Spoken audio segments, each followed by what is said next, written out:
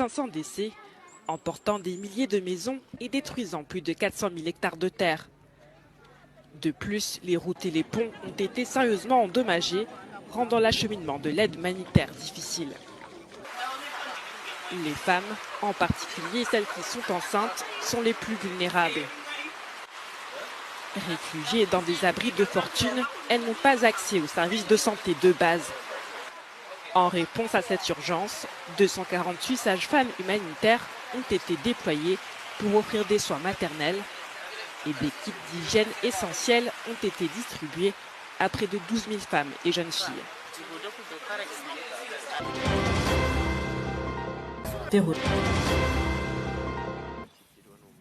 Le Rwanda se veut rassurant face à l'épidémie de Marburg. Lors d'une conférence de presse, le ministère de la Santé a affirmé que la situation est sous contrôle, malgré 61 cas confirmés et 14 décès depuis le premier cas détecté le 26 septembre.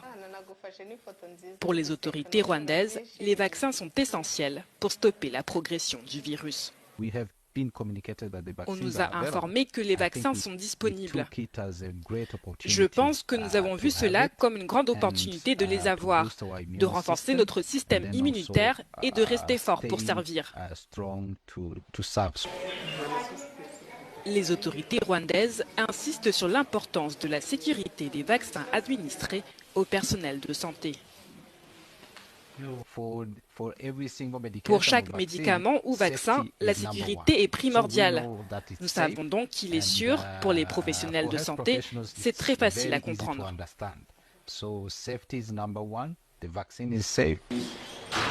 Les autorités surveillent étroitement les contacts des cas confirmés.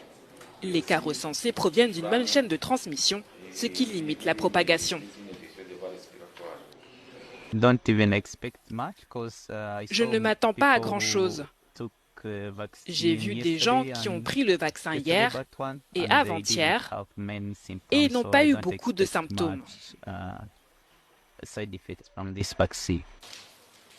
Le ministre rwandais de la Santé a déclaré que l'épidémie reste sous contrôle, mais que la vigilance reste de mise.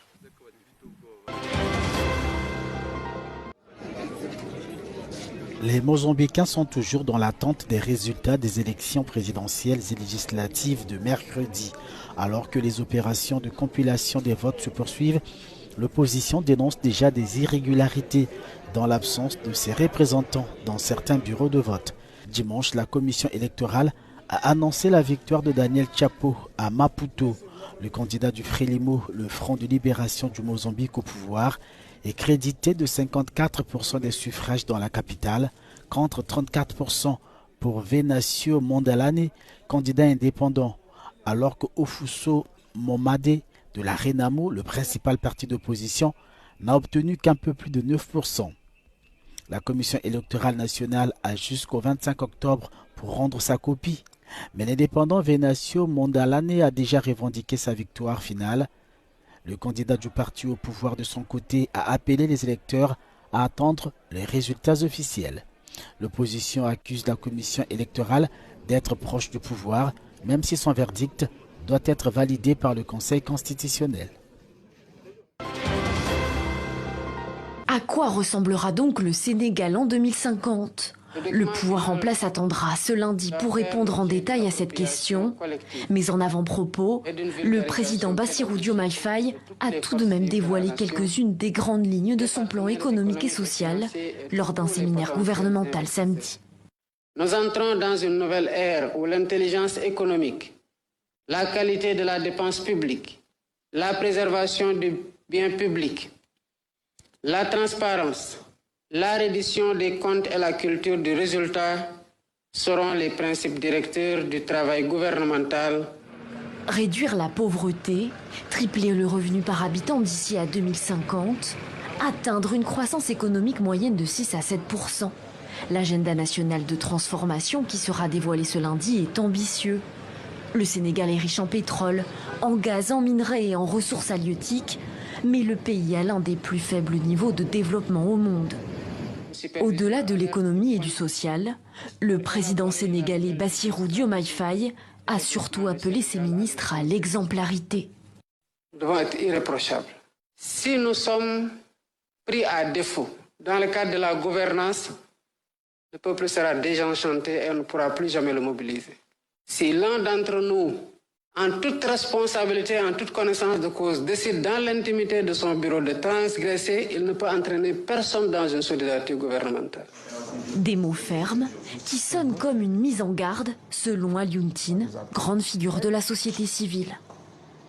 Ce discours, il est clair, il est net et on bascule dans ce qu'on peut appeler la gouvernance transparente, légitime, vertueuse. La question de la gouvernance, la question des détournements des fonds, la question de la corruption, ce sont quand même les points faibles, le ventre mou vraiment des politiques publiques en Afrique. L'aborder de cette manière, avec une certaine gravité, je pense que ça peut rassurer la plupart des gens. Après 7 mois au pouvoir, le gouvernement sénégalais porté par Ousmane Sonko le sait, il doit convaincre les électeurs en vue des prochaines élections législatives anticipées, prévues le 17 novembre prochain. Des élections cruciales, l'obtention d'une majorité à l'Assemblée nationale est nécessaire pour que les autorités sénégalaises puissent appliquer leur programme. Luanda célèbre la 3e édition du Festival international de jazz. Pendant 4 jours, des musiciens de jazz venus du monde entier ont enchanté le public au Palacio de Ferro. Organisé par Dimbo Makese, pianiste angolais, cet événement permet de transmettre la passion du jazz à travers des workshops ouverts à tous. Selon Dimbo Makese, la transmission de ses connaissances est essentielle pour les futurs musiciens. Nous devons transmettre les informations aux générations futures afin qu'elles puissent profiter de ce que nous faisons aujourd'hui. C'est pourquoi la musique existe. En plus des spectacles, nous proposons des workshops gratuits. De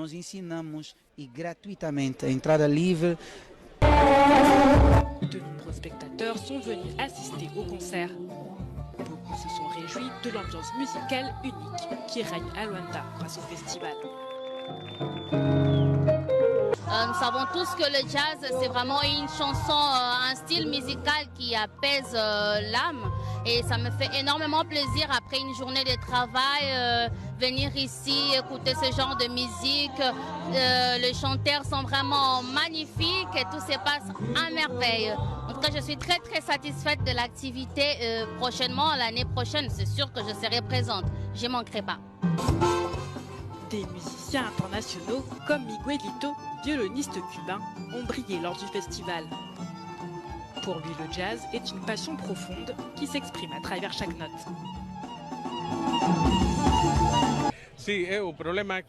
Oui, pour moi, comme la musique est dans le sang, je la ressens. Mon sang s'échauffe et je donne le meilleur de moi-même. Cette édition a rendu hommage à Geronimo Belo, une figure emblématique du jazz en Angola. L'événement, soutenu par des partenaires comme l'Alliance française et l'ambassade de France, renforce le rayonnement du jazz en Angola.